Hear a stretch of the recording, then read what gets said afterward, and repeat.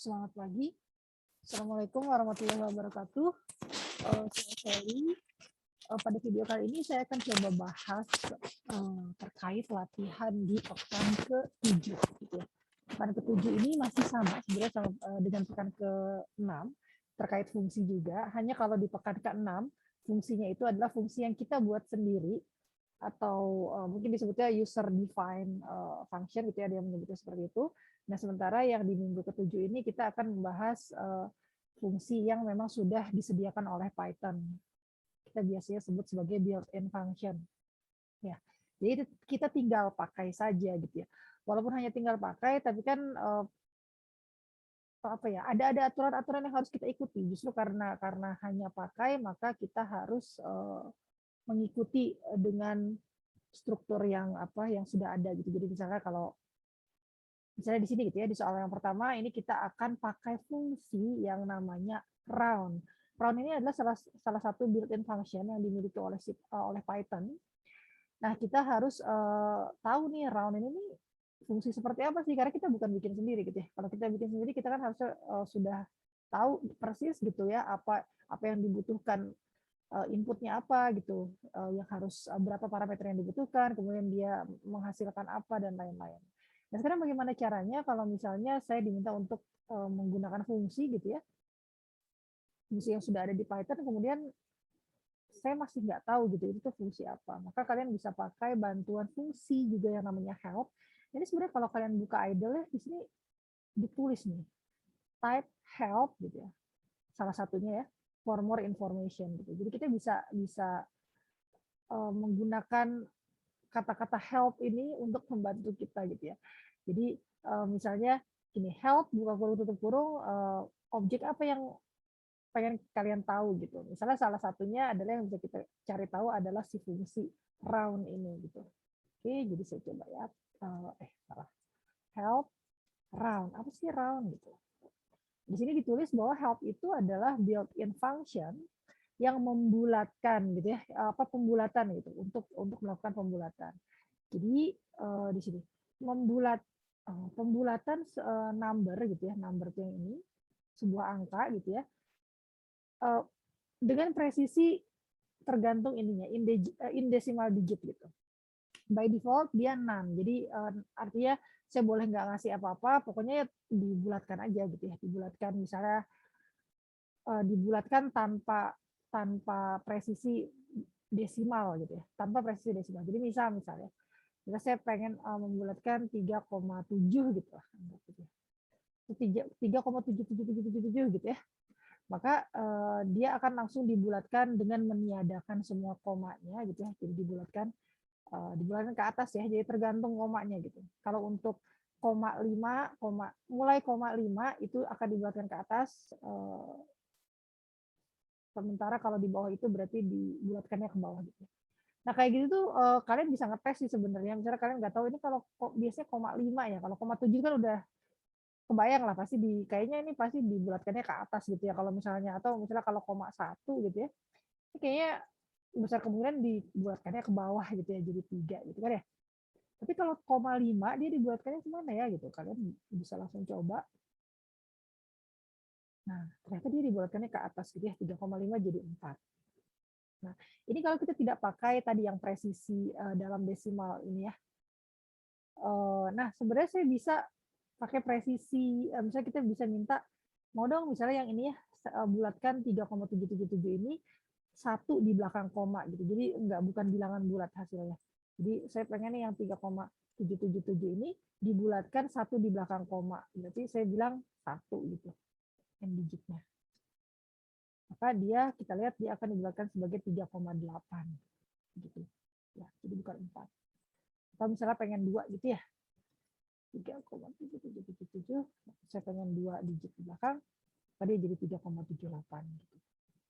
Oke, kalian bisa coba-coba masukkan angka gitu ya, kalau misalnya masih belum jelas gitu. Jadi pertama kali ini ketik dulu help-nya, kemudian kalian bisa lihat, oh bisa memperoleh informasi bahwa dia itu punya butuh berapa parameter, yang wajibnya berapa, kemudian mungkin ada yang tidak wajibnya, kemudian return value-nya apa dan lain-lain. Oke. Sekarang kita masuk ke dalam soal latihan yang pertama gitu. Jadi buatlah program untuk menguji fungsi round dari Python. Masukan terdiri dari 3 baris yang masing-masing menyatakan bilangan berkoma A, B, dan C. Berarti float ya bilangannya. Kalian bisa langsung lihat nih di contohnya bahwa inputnya itu 5,5, 3,3. Jadi semuanya ada komanya gitu ya. Yang ini nggak ada komanya tapi ya nggak masalah gitu ya. Jadi kalau float itu kan 7 itu 7,0 sebenarnya. Nah, kemudian keluaran berupa hasil pembulatan dari penjumlahan ketiga bilangan tersebut. Jadi outputnya itu adalah menjumlahkan ketiga bilangan input tadi, kemudian dibulatkan hasil penjumlahannya. Jadi misalnya ini 5,5 ditambah 3,3 itu kan harusnya 8,8 gitu ya. Nah, 8,8 kemudian berapa nih? 8,8 ditambah 4,4 itu kan jadinya berapa ya? 13,2 gitu ya. 13,2. Nah, 13,2 itu kan kalau kalian lihat ini resultnya kan nggak ada komanya tuh ya. Kenapa nggak ada komanya? Padahal kan dijumlahkan gitu. Karena dia dibulatkan tadi pakai fungsi round. Jadi seperti biasa harus ganti warna. Oke. Seperti biasa saya minta input gitu ya. Minta input. Inputnya berarti 3 ya. Misalnya bilangan 1 itu saya jadikan float inputnya karena katanya butuhnya bilangan berkoma. Begitu pula dengan bilangan 2, begitu pula dengan bilangan ketiga.